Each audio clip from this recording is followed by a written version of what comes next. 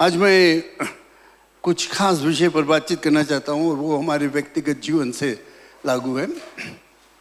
अभी तक मैंने 2-3 हफ्ता पहले पवित्र आत्मा के विषय में बातचीत किया और पवित्र आत्मा सबसे ज़रूरी चीज़ है। अगर हमें आत्मिक रूप से बढ़ना है या आनंद में खुशहाली जीवन आत्मा में बिताना है तो पवित्र आत्मा बहुत ही ज़रूरत है। लेकिन आज मैं बातचीत करना चाहता हूँ, इंग्लिश में हम लोग कहते हैं स्पिरिचुअल ग्रोथ या आध्यात्मिक विकास। शायद ये शब्द को हम लोग बहुत काम में नहीं लाते हैं, लेकिन आज मैं इसको काम में लाना चाहता हूँ। आध्यात्मिक विकास और ये हमारे लिए शायद बहुत ही ज़रूरत है। अगर पूरा मेरा जो शीर्षक है वो इस तरह से है, आध्यात्मिक विकास के लिए आदतें। आध्यात्मिक विकास के लिए आदतें, some habits that will help us to grow spiritually. Hallelujah. धन्यवाद दे परमेश्वर को आज के दिन के लिए। पिता यीशु के नाम से मैं धन्यवाद देता हूँ कि हम सब आज पवित्र आत्मा में हैं। आज हम सब यीशु के लहू से साफ किए गए, पवित्र ठहराए गए। हम सब नए जन्म को प्राप्त किए हैं।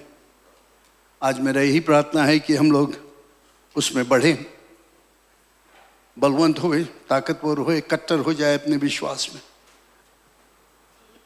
जिसमें कि हम एक अच्छे उदाहरण बन सके सबके लिए। यीशु के नाम से हमें मदद कर परमेश्वर। हालेलुया। जब हम निर्णय करते हैं कि हमें कुछ करना है, खास कर यहाँ पर मैं जो आज बातचीत करता हूँ आध्यात्मिक विकास के विषय में, कोई भी चीज़ रहे, अगर ये है या साधारण हमारे जीवन में अगर कुछ चीज़ में प्राप्त करना है, हमारा लक्ष्य है, कुछ गोल्स कुछ है, तो हमें कुछ आदतें को अपने जीवन में लाना पड़ता है। अगर उसको हम लोग करते रहेंगे, आदत जो है वो हम लोग कोई चीज़ ऐसे करते रहते हैं जिसके द्वारा हम लोग आगे बढ़ सकते हैं, कुछ फ़ायदा होगा। आदत ऐसी चीज़ है जो हमारे लिए एक सीढ़ी की तरह हो जाता है। एक एक कदम उसमें हम लोग आगे बढ़ते हैं। अगर हमें आगे बढ़ना है तो ये आदतें हमारे लिए बहुत ही ज़रूरत है कि हम अपने निशाना को पहुंच सके, हमारा लक्ष्य जो है वहाँ तक हम लोग पहुंच सकें। आदतें एक ऐसी चीज़ है जिसको हम लोग अगर हमेशा करेंगे, रोज़ बरोज़ करेंगे, हफ्ता हफ्ता करेंगे, तो उसका कुछ असर हमारे ऊपर पड़ता है। और हम जानते हैं जब ये आदत हम लोग पकड़ लेते हैं, ये आदत हो जाता है, तो उसको छोड़ना मुश्किल हो जाता है। तो इसमें मैं आदत के विषय में बताना चाहता हूँ। अगर हम अच्छे आदतों को स्थापित नहीं करेंगे तो जानते हो क्या होता है, उस जगह पर कुछ बुरे आदतें आ जाएगी। और ये बुरे आदतें के कारण हमारा जो आत्मिक जीवन है, ये आध्यात्मिक विकास जो है वो बढ़ेगा नहीं, वो नीचे होते चला जाएगा। तो इसलिए बहुत ही ज़रूरत है हम अच्छे आदतों को आदतों का स्थापित करें अपने जीवन में। और आज मैं इसी विषय में बातचीत करता हूँ। ये शिक्षा है जो हमें जानना बहुत ही ज़रूरत है। तो कौन कौन ऐसा अच्छा आदतें हैं जिस पर हमें कुछ काम करना चाहिए, जो हमारा लक्ष्य जो है, यानी आध्यात्मिक लक्ष्य को प्राप्त करने के लिए क्या करना चाहिए, हमें क्या करना चाहिए। मैं उस पर कुछ विचार लाना चाहता हूँ, क्योंकि क्या हो जाता है कभी कभी हम लोग, और ज़्यादा समय बहुत से लोग ऐसे हैं जो नया जन्म को प्राप्त कर लेते हैं, यीशु मसीह के विश्वासी हो जाते हैं, जैसे कि एक नया बच्चा पैदा हुआ और वो उसको दूध पिलाया जाता है। बहुत से मसीह विश्वासी उस तरह के रहते हैं जो दूध पीते रहते हैं। अगर सोचो तुम्हारे पास एक बच्चा है, पैदा हुआ है, उसको तुम दूध देते हो और हमारा लक्ष्य रहता है कि एक दिन इसका दूध पिलाना मुझे बंद करना पड़ेगा, है कि नहीं? बंद करना पड़ेगा, जिसमें कि ये दूध पिलाने से वो बड़ा होते जाएगा, फिर उसके बाद दूध के कमीने और कुछ की ज़रूरत होता है। खाना, अच्छा खाना खाना जिसमें कि उसका शरीर जो है वो बढ़ जाए, मजबूत हो जाए, लंबा चौड़ा हो जाए, विद्वान हो जाए। तो ये सब हमारे मसीह जीवन के लिए भी बहुत ही ज़रूरत है। इसको जैसे मैंने बताया, आध्यात्मिक विकास, स्पिरिचुअल ग्रोथ तुम्हारे और हमारे लिए बहुत ही ज़रूरत है। कुछ कुछ पद मैं बाइबल में से दिखाऊंगा आपको वहाँ पर, हम लोग पढ़ेंगे उसको। लेकिन पहला चीज़ मैं बताना चाहता हूँ कि बाइबल जो है वो हमारे लिए बहुत ही ज़रूरत है। बाइबल का अध्ययन करना, पढ़ना बहुत ही ज़रूरत है, क्योंकि यही हमारा न्यू है। ये परमेश्वर का वचन है जो कभी नहीं बदलता।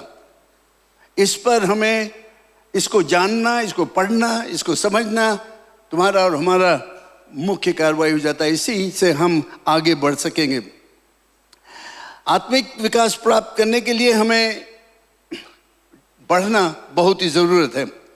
पहला पत्रस 2 किताब में, 1 पीटर 2:2 आप वहाँ पर देख सकोगे। मैं पढ़ता हूँ, नए जन्मे हुए बच्चों की नाई निर्मल आत्मिक दूध की लालसा करो, ताकि उसके द्वारा उद्धार पाने के लिए बढ़ते जाओ। दूध के द्वारा हम लोग बढ़ते जाते हैं। और यहाँ पर पत्रस हम लोगों को बताता है कि नन्हे जन्मे हुए बच्चों की नाई निर्मल आत्मिक दूध की लालसा करो, ताकि उसके द्वारा उद्धार पाने के लिए हम बढ़ते जाएं। ये है परमेश्वर का वचन। पत्रस हम लोगों को उसकी तरफ ले जाता है। नया जन्मा हुआ बच्चे के समान निर्मल दूध का, आत्मिक दूध, और ये है बाइबल को पढ़ना।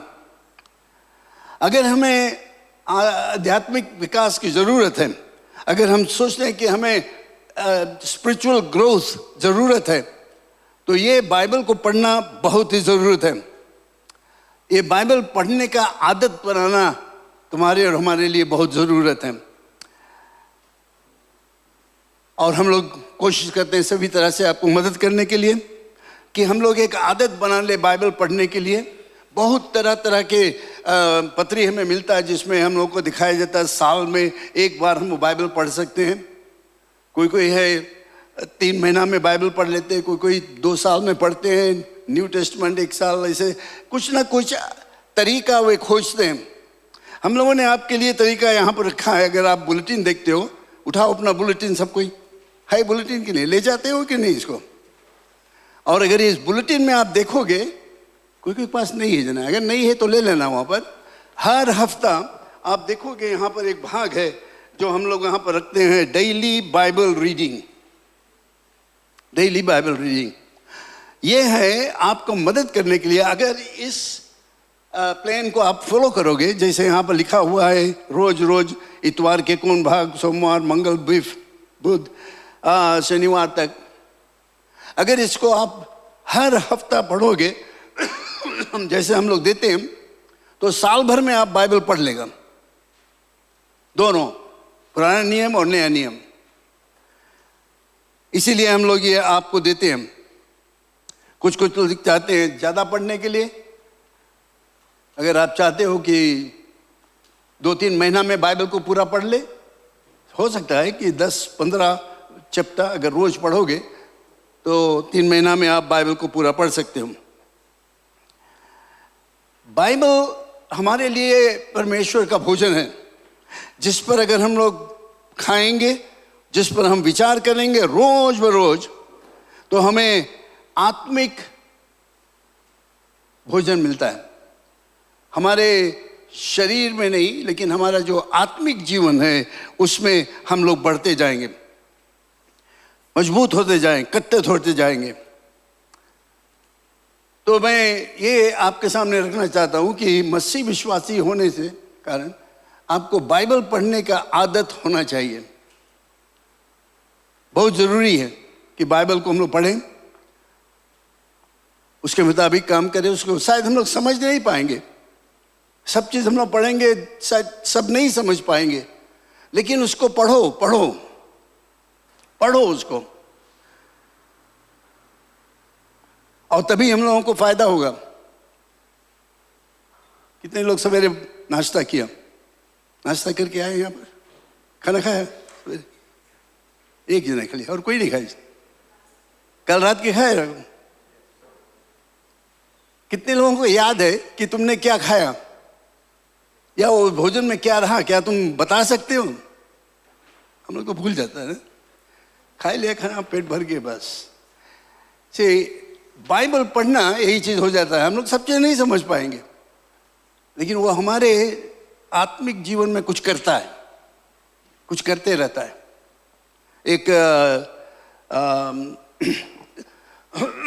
एक दृष्टांत है। एक पिता अपना लड़का के साथ में आंगन में कुछ काम कर रहा था, गार्डनिंग कर रहा था। तो वहां पर एक बास्केट, बांस का बना हुआ बास्केट जो मट्टी में पड़ा था। तो उसके पिता उससे बताया, अपने पुत्र से बताया, ले जाओ इस बास्केट में तुम कुछ पानी भर के लेके आओ। तो लड़का थोड़ा तंग हो गया, लेकिन फिर भी उसने अपने पिता का बात माना। वो गया पानी भरने के लिए, तो उसमें कहाँ पानी भरे, तो सब गिर जाए। वो लौट के बताया नहीं हो सकता। उसके पिता फिर भेजा, जाओ उसको भरो पानी लेकर आओ मेरे लिए। वो गया, फिर आया, 2-3 बार गया, फिर आकर उसने बास्केट को फेंक कर कहा, पिता ये नहीं हो सकता, इसमें पानी मैं नहीं ला सकता हूं। उसके पिता उससे बताया बास्केट के देखो क्या दिखती हो तुम वहां पर। बताया कि बास्केट तो एकदम सफा हो गया, मिट्टी सब निकल गया उसमें से, बिल्कुल साफ हो गया। एक उदाहरण है।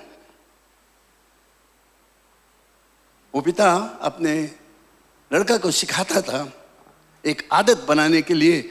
मैं यहां पर कहता हूं बाइबल पढ़ने की आदत, क्योंकि वो बाइबल पढ़ने से उसके वचन हमें साफ कर देता है। हम शायद समझ नहीं पाएंगे, लेकिन उसको पढ़ना बहुत ही जरूरत है। और जब हम पढ़ते रहेंगे तो एक आदत हो जाएगा, तो वो हमारे जीवन में कुछ ना कुछ करते रहेगा। हमारा जो भीतरी आवाज को वो शिक्षा देते रहेगा। Our conscience will be trained, सिखाया जाएगा बाइबल पढ़ने से। क्या हम लोग पढ़ते हैं वहाँ पर, हमें ये नहीं करना चाहिए, वो नहीं करना चाहिए, ऐसे करना चाहिए, वैसे करना चाहिए। और जब जब ये कॉन्शियंस जो है, ये विवेक जो है हमारे अंदर में हमसे बताएगा, वो बताएगा ये बाइबल के मुताबिक जो चीज़ है वही चीज़ हमें बताएगा करने के लिए। जब हम पढ़ेंगे तो हम समझ पाएंगे, अगर नहीं पढ़ेंगे तो हम बेकार के रहेंगे, अधूरा रहेंगे। आत्मिक रूप से हम लोग उन्नति को नहीं प्राप्त करेंगे, बढ़ नहीं सकेंगे, वहीं रहोगे एक छोटा बच्चा के समान जो पैदा हुआ है और 1 साल हो गया, 2 साल हो गया, 3 साल हो गया, अभी तक दूध पीता है, ना उसके शरीर बढ़ता है, ना उसके हड्डियों में ताकत आता है, कुछ नहीं, बेकार के रहता है। बहुत अफसोस रहता है। इसलिए हम मसीहों को बाइबल पढ़ना बहुत ही ज़रूरत है, चाहे तुम समझो या नहीं समझो, लेकिन पढ़ो और प्रार्थना करो, हे परमेश्वर पवित्र आत्मा के द्वारा मुझे समझाओ मैं क्या पढ़ता हूँ। और आप देखोगे कि एक ज्योति चमकेगा आपके जीवन में और वचन को आप समझ सकोगे। लेकिन पढ़ना बहुत ज़रूरत है। कभी नहीं कहो कि वो नहीं समझ पाएगा, क्यों पढ़ूँ मैं उसको। जब जब तुम पढ़ते हो तुम्हारे जीवन में कुछ ना कुछ करता है, उसका असर पड़ता है। याद रखना, ये साधारण किताब नहीं है, ये हाई स्कूल टेक्स्ट बुक नहीं है, नॉवल नहीं है, स्टोरी बुक नहीं है। ये है परमेश्वर का वचन, जीवित वचन जो तुम्हारे शरीर में, तुम्हारे जीवन में, तुम्हारे आत्मिक जीवन में कुछ करता है, हमेशा करते रहेगा। तो इसलिए मैं कहता हूँ, अगर तुम आत्मिक रूप से बलवंत होना चाहते हो, बढ़ना चाहते हो, तो पहला आदत बना लो बाइबल पढ़ने का। बहुत ज़रूरत है, बहुत ज़रूरत है। दूसरा चीज़ जो बहुत ही ज़रूरत है, जिसके विषय में पहले मैंने 2-3 हफ्ता पहले मैंने बात किया था, और वो है प्रार्थना। अगर हमें आध्यात्मिक विकास चाहिए, आत्मिक रूप से बढ़ना चाहिए, तो हम लोगों को प्रार्थना करना बहुत ही ज़रूरत है। Hebrews chapter 4 verse 16 में हम लोग पढ़ते हैं। Hebrews chapter 4 verse 16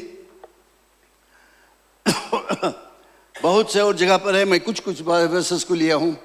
इसलिए आओ हम अनुग्रह के सिंहासन के निकट हियाव बांध कर चलें कि हम पर दया हो और वह अनुग्रह पाए जो आवश्यकता के समय हमारी सहायता करें। Alright, that's right. ऐसा अनुग्रह पाए जो आवश्यकता के समय हमारी सहायता करें। आए हम परमेश्वर के सामने बिना डर से।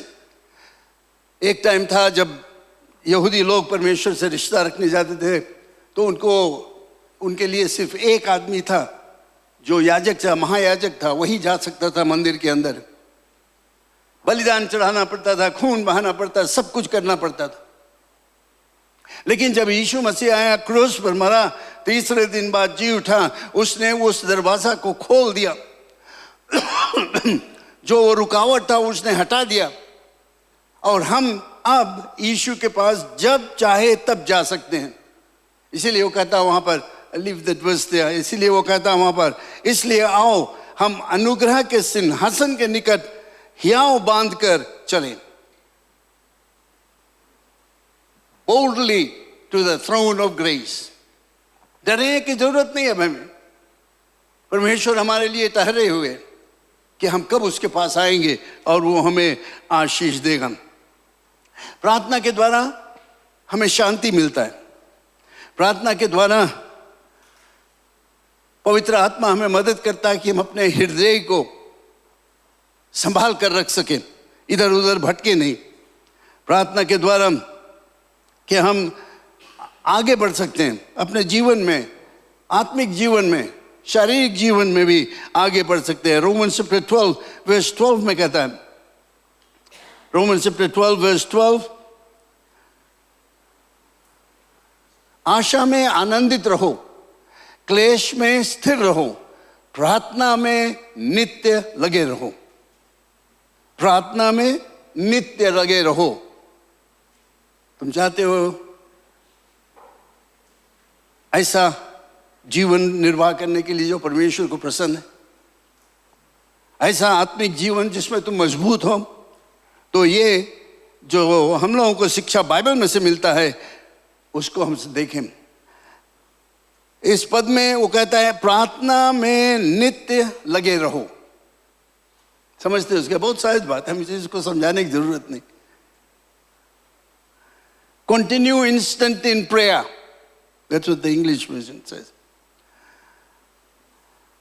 दाऊद के देखो, दाऊद के विषय में अगर हम लोग भजन संहिता को पढ़ेंगे, उसके जीवन को देखेंगे, वो प्रार्थना से भरा रहता है, प्रार्थना करता है, प्रार्थना करता है, बहुत चीज़ों के लिए प्रार्थना करता है। और उसका जीवन एक बहुत ही बलवंत, बहुत ही ऐसा जीवन था जो लोग उसको देखकर आश्चर्य करते थे।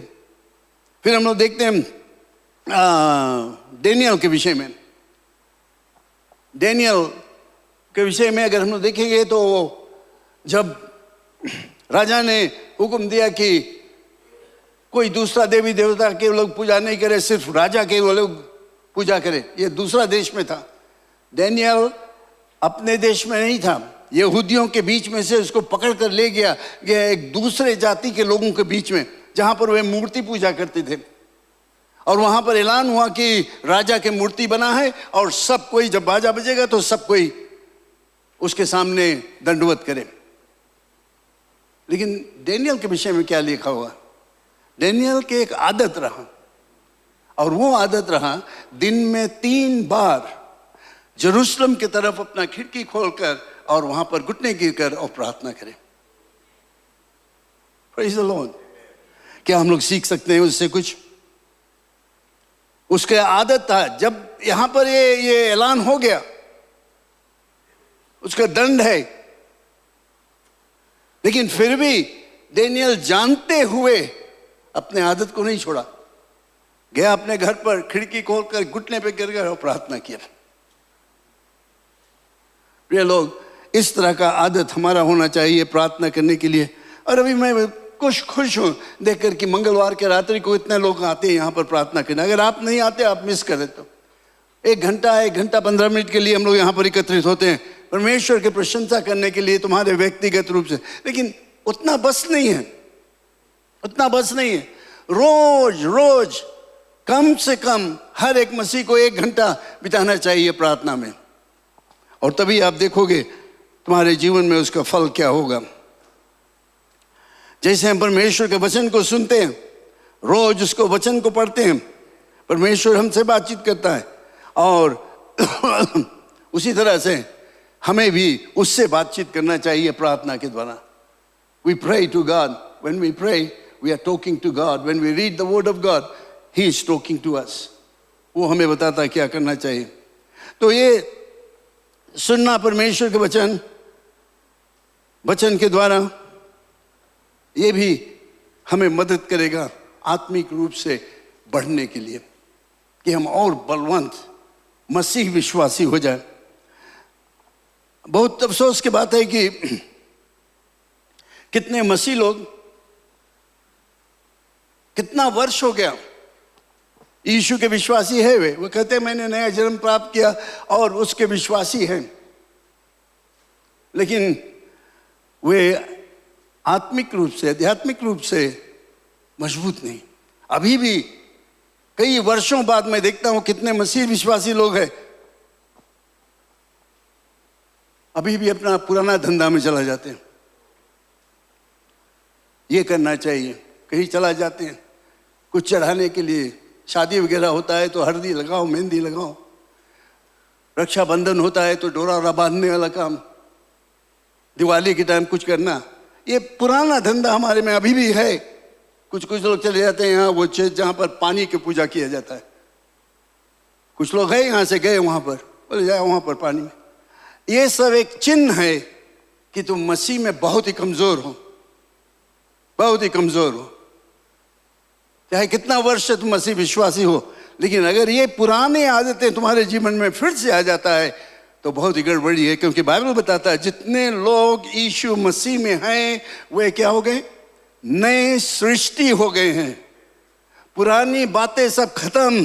ये पुरानी पूजा पाठ वाला, ये जो मेहंदी वगैरह लगाने वाला, ये दिवाली के टाइम जो मनाने वाला, ये जो अन्य चीज हम लोग पुराना धर्म से लेकर आते हैं, पुराने जीवन से लेकर आते हैं, ये सब खत्म हो गया है। मसीह में हमें मजबूत होना है, और मसीह में मजबूत होने के लिए हमें प्रार्थना करना, बाइबल पढ़ना और प्रार्थना करना बहुत ही ज़रूरत है। अगर तुम कमज़ोर हो इस इलाके में, शुरू करो प्रार्थना करने के लिए और बाइबल पढ़ने के लिए, तभी आप आत्मिक उन्नति को प्राप्त करोगे और तुम्हारा जीवन जो है एक आनंद में खुशहाली का रहेगा। आनंद से तुम अपना जीवन निर्वाह करोगे। तो सवाल यही होता है, क्या तुमने एक आदत किया है प्रार्थना करने के लिए? Have you made a habit of regular praying? Or is it once in a week, once in a month? या जब मुसीबत कुछ आ जाए तब दौड़ो प्रार्थना करने के लिए? रोज रोज रोज हम लोग भोजन करने के नहीं मिस करते हैं। ब्रेकफास्ट, लंच, डिनर बीच में भी कभी कभी हो जाता है। प्रार्थना करने के लिए बहुत असकत आती। प्रार्थना हमारा रिश्ता परमेश्वर के साथ में हमें मजबूत करता है। जैसे भोजन हम खाते हैं हमारे शरीर को मजबूत करता है, प्रार्थना, बाइबल पढ़ना और प्रार्थना के द्वारा हमारा जो आत्मिक जीवन है वो मजबूत होते जाता है। इसके साथ साथ गीत गाना, परमेश्वर की प्रशंसा करना, ये हमें मदद करता है हमारे आध्यात्मिक विकास के लिए। गीत गाने, इसीलिए हम लोग चर्च में जब आते हैं तो कुछ समय निकाला जाता है परमेश्वर की प्रशंसा करने के लिए गीत के द्वारा। Sing songs. और कितना अच्छा होगा कि हम लोग अपने घर पर भी गाएं आते जाते समय सुंदर सुंदर गीत को सुने। रेडियो नया जीवन तो दिन रात गीत हम लोगों को सुनाता है परमेश्वर की प्रशंसा के लिए। मैं नहीं जानता हूँ कितने लोगों के घर पर ये रेडियो है कि आप सुनते हो उसके वचन, क्या और जो फिल्म सॉन्ग्स वगैरह ज्यादा पसंद। गीत गाना परमेश्वर की प्रशंसा करते हो, गुनगुनाते रहो, उसके जय जयकार करते रहो। Psalm 104 verse 33 में हम लोग पढ़ते हैं, Psalm 104 verse 33 में, मैं जीवन भर यहोवा का गीत गाता रहूंगा। मैं जीवन भर यहोवा यानी परमेश्वर के गीत गाता रहूंगा। जब तक मैं बना रहूंगा तब तक अपने परमेश्वर का भजन गाता रहूंगा। क्या ये हमारा प्रमाण है? क्या हम लोग कह सकते हैं? तुम आत्मिक विकास चाहते हो? You want to grow spiritually? Is this your commitment? I will sing to the Lord as long as I live. I will sing praises to my God while I have my being. Praise the Lord. Let's all make this commitment. हम लोग सब ये निर्णय कर लें कि आज से मैं यही करूंगा, गीत गाऊंगा परमेश्वर के लिए, उसकी प्रशंसा करूंगा। गीत के द्वारा हम लोग एक दूसरे को शिक्षा दे सकते हैं। गीत के द्वारा हम लोग एक दूसरे को उत्साहित कर सकते हैं कि मैं गीत गाता हूं, कोई सुनता है, परमेश्वर के स्तुति के गीत तुम गाते हो, वो किसी को फायदा करेगा, किसी को और उत्तेजित करेगा। कोलोसियंस चैप्टर 3 वर्स 16 में हम लोग पढ़ते हैं, कोलोसियंस chapter 3 verse 16। David? All right.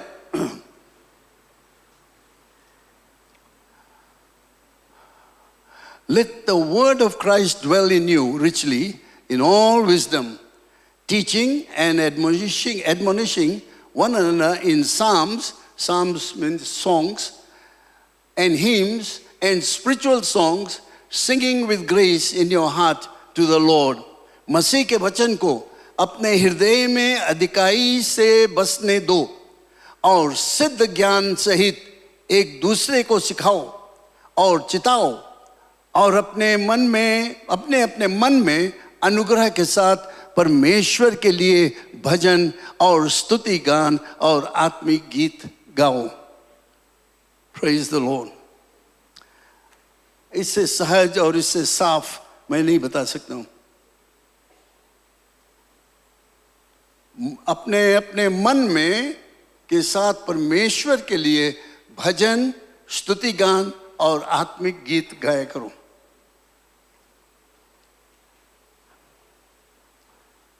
ये सब एक तरीका है जिसमें हम आत्मिक रूप से और बढ़ते जाएंगे। We'll grow spiritually if we do some of these things that are instructed in the Word of God. लेकिन आपको कैसे मालूम होगा? जब तक बाइबल नहीं पढ़ेगा तो ये सब चीज़ नहीं मालूम होगा।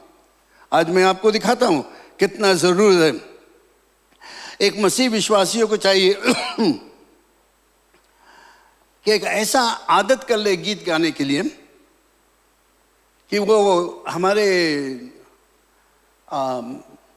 जीवन का एक भाग हो जाए, हमारे बातचीत का भाग हो जाए।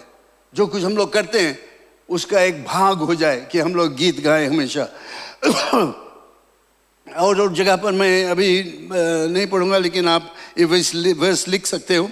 James chapter 5 verse 13, when happy we sing songs, जब हम खुशी में है तो आनंद से परमेश्वर की प्रशंसा करें। एक्स चैप्टर 16 में हम लोग देखते हैं जब हमारे ऊपर कष्ट आए, जब पॉल साइलस के ऊपर कष्ट आया तो उनके विषय में लिखा हुआ कि वे रात में परमेश्वर की प्रशंसा और गीत गा रहे थे। जब हमारे ऊपर कष्ट आता है गीत गाए। जैसे जैसे हम एक आदत करेंगे रोज बरोज बाइबल पढ़ने के लिए और रोज बरोज ज्यादा समय निकाले प्रार्थना करने के लिए, उसी से हम लोगों को चाहिए एक ऐसा आदत कर ले गीत गाने का, परमेश्वर की प्रशंसा करने के लिए।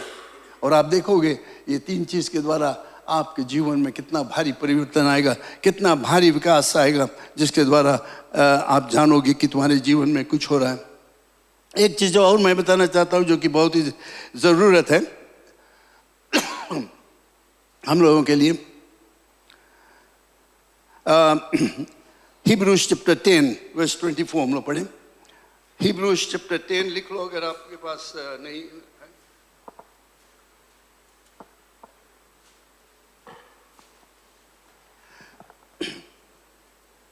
verse 24-25 है, 2 वर्ष हम लोग पढ़ना, थोड़ा लंबा भाग है, पढ़ो, हम पढ़े इसको। और प्रेम और भले कामों में उस्काने के लिए एक दूसरे की चिंता किया करो। verse 25।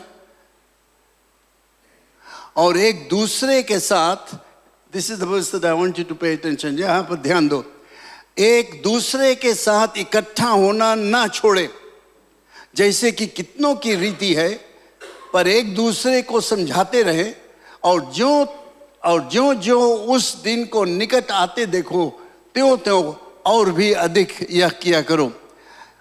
और एक दूसरे के साथ इकट्ठा होना ना छोड़े जैसे कि कितनों की रीति है। असेंबलिंग टुगेदर, हम लोग यहाँ चर्च में एकत्रित होते हैं। पौलुस लिखते हुए कहता है इसको नहीं छोड़ो, मेल मिलाप करना, एक साथ में आकर एक दूसरे के साथ में संगति करना, एक दूसरे के साथ में मिलकर एक मन होकर परमेश्वर की प्रशंसा करना, ये आदत को नहीं छोड़ो, ये आदत बना लो और इसको छोड़ो नहीं। इसीलिए वो कहता है कि यहाँ पर हम देखते लिखा है एक दूसरे के साथ इकट्ठा होना ना छोड़े जैसे कि कितनों की रीति है। बहुत लोग ऐसे करते हैं, आज आ जाओ, एक हफ्ता मिल जाओ सबसे, फिर 4 हफ्ता नहीं आओ, फिर उसके बाद 1 हफ्ता आओ मुंह दिखाने के लिए, फिर 2-3 हफ्ता नहीं आओ। ये ठीक नहीं है। एक दूसरे के साथ में मिलने के द्वारा हम लोग एक दूसरे को मदद कर सकते हैं। एक दूसरे के लिए हम लोग प्रार्थना करेंगे, किसी के तकलीफ में है, जब हम लोग मिलते हैं एक दूसरे तो हमें मालूम होता है कि उसके जीवन में कुछ समस्या, कोई कष्ट है, तो हम लोग उसके लिए प्रार्थना करें। ये हर एक मसीह विश्वासी का जिम्मेवारी है। और हम लोग एक दूसरे को मदद करें और उनको सलाह दे कि देखो भाई, परमेश्वर की सेवा करना हमारा जिम्मेवारी है। किस तरह से हम लोग उसकी सेवा कर सकते हैं, बहुत तरह से हम लोग उसकी सेवा कर सकते हैं। और जब हम लोग इकट्ठे होंगे, एक साथ में मेल मिलाप करेंगे, तो हम लोग देखें किस तरह से हम लोग सेवा कर सकते हैं। तो इसलिए मैं कहना चाहता हूं कि जो हम लोग मसीह विश्वासी हैं, ये संगति करना, इकट्ठा होना, इसको नहीं छोड़े और मजबूत करो। जब जब कलीसिया में कुछ होए, आराधना होए, बाइबल स्टडी होए या और कोई चर्च का काम जो होए, वहाँ पर आना बहुत ज़रूरत है, उसमें आकर भाग लेना बहुत ज़रूरत है। एक दूसरे के साथ में इकट्ठा होना ना छोड़े जैसे कि कितनों की रीति है।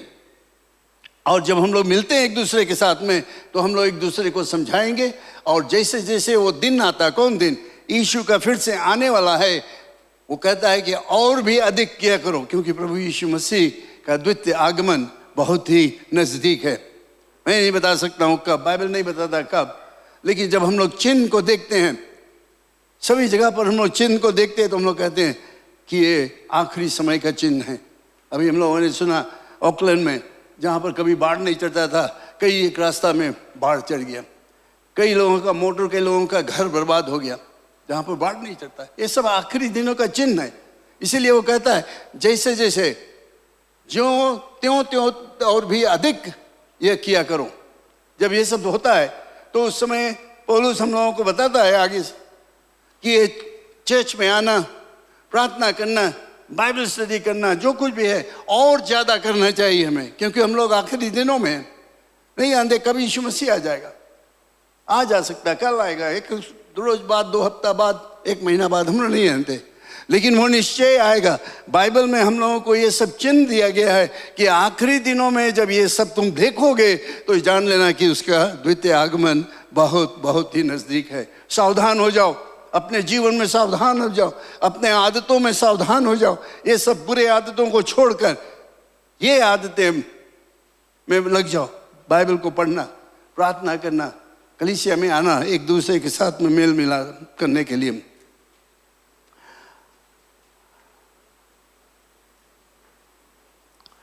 जितना ज़्यादा हम लोग आएंगे उतना मजबूत हमारा आदत हो जाएगा चर्च में आने के लिए, कलीसिया में आने के लिए, भाग लेने के लिए।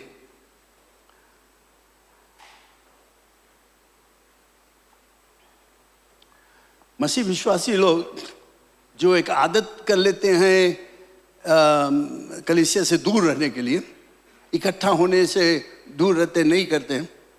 जैसे मैंने बताया, कुछ लोग हैं एक हफ्ता आ गया तो 4 हफ्ता नहीं आएंगे तो कहेंगे हम आता तो है, आए रहा 2 हफ्ता पहले हम आए रहा। लेकिन जानते हो ये सब चीज़ ठीक नहीं, क्योंकि इसके द्वारा तुम अपने आप को बर्बाद करते हो।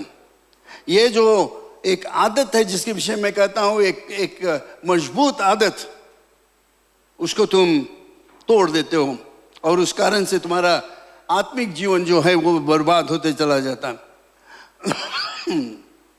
जब हम कम आएंगे, कम आकर भाग लेंगे, कम आकर लोगों के साथ में इकट्ठा होने के लिए जब कम करेंगे, तो आत्मिक रूप से हम बहुत कमज़ोर होते चले जाएंगे। बाइबल पढ़ना अगर हम छोड़ देंगे तो हम कमज़ोर होते चले जाएंगे। हम प्रार्थना नहीं करेंगे तो आत्मिक रूप से हम बहुत ही कमज़ोर हो जाए। शैतान हमें ऐसे मारेगा, इधर से उधर गिर जाएगा, उधर गिर जाएगा।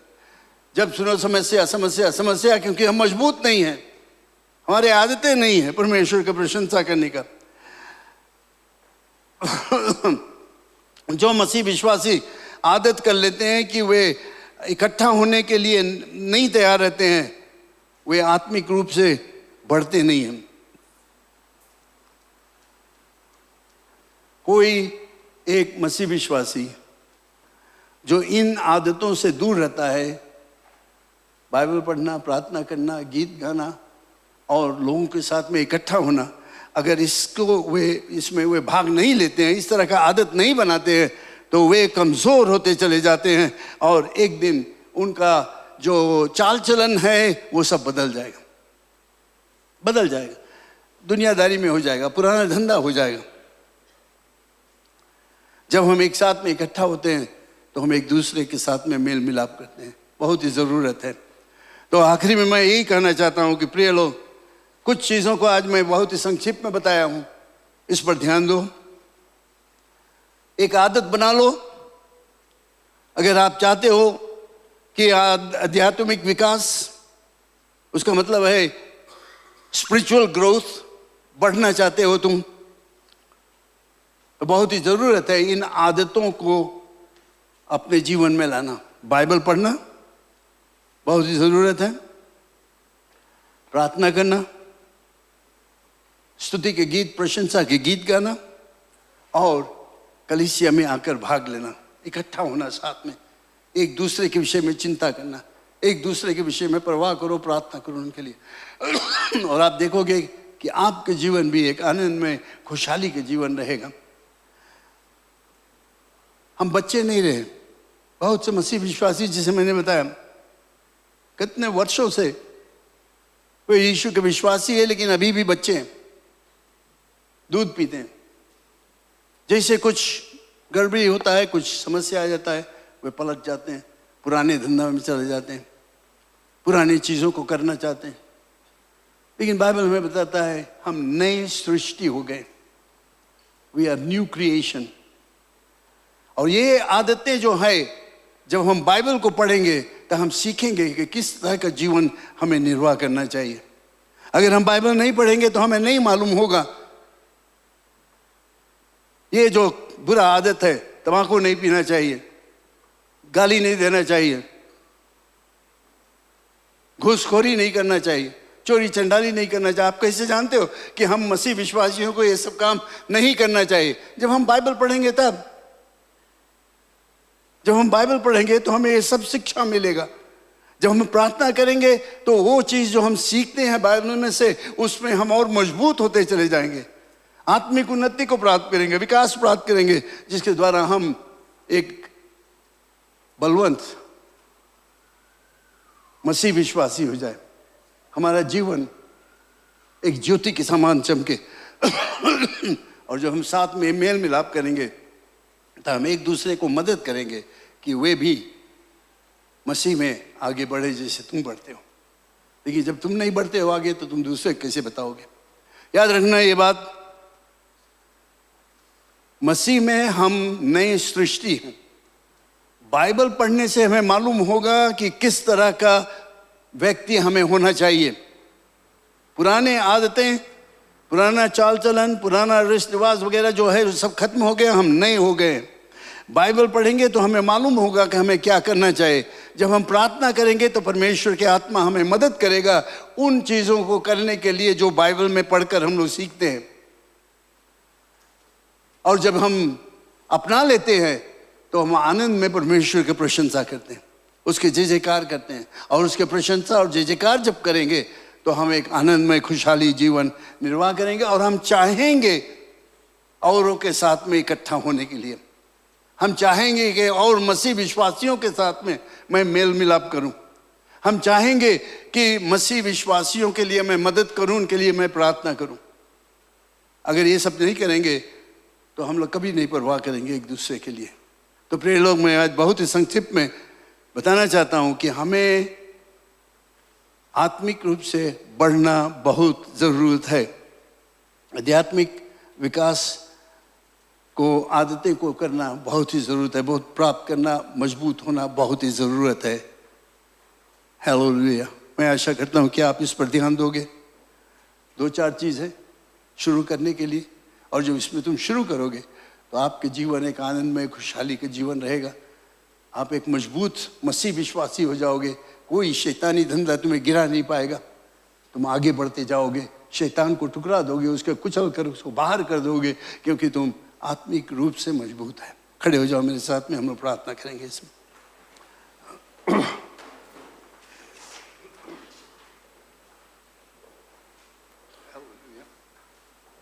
थैंक यू जीसस, धन्यवाद। Praise the name of the Lord. Wonderful Lord Jesus, hallelujah, wonderful. हे पिता परमेश्वर, हम सब आपके सामने आज खड़े, बहुत कमजोरियां हमारे में है। बहुत तरह से हम अपने जीवन में लापरवाह हो गए और आज हम मानते हैं कसूरबंद कि हमारा जीवन जो है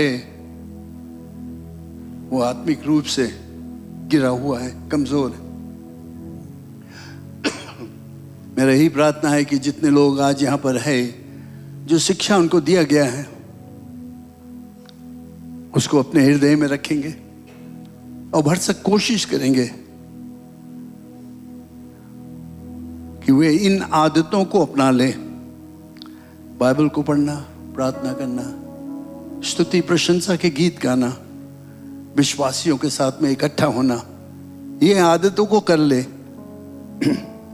जिसमें कि अगर आज यीशु मसीह आ जाए तो हम सब चले जाएंगे उसके साथ में। कहीं ऐसा ना हो जाए, मैं नहीं चाहता हूं देखने के लिए कि कोई एक व्यक्ति छूट जाए यहाँ पर, कोई एक व्यक्ति अपने पुराने आदत में लोलीन रहे और तू आ गया यहाँ पर और वह छूट जाए। मेरा यही प्रार्थना है, सब लोग निर्णय करेंगे कि आज से वे इन आदतों को अपना लेंगे। बाइबल को पढ़ना, प्रार्थना करना, स्तुति प्रशंसा की गीत गाना और विश्वासियों के साथ में इकट्ठा होना रोज बरोज। धन्यवाद परमेश्वर, तुम्हारी दया दृष्टि हर एक के ऊपर रहे, यीशु के नाम से, आमीन।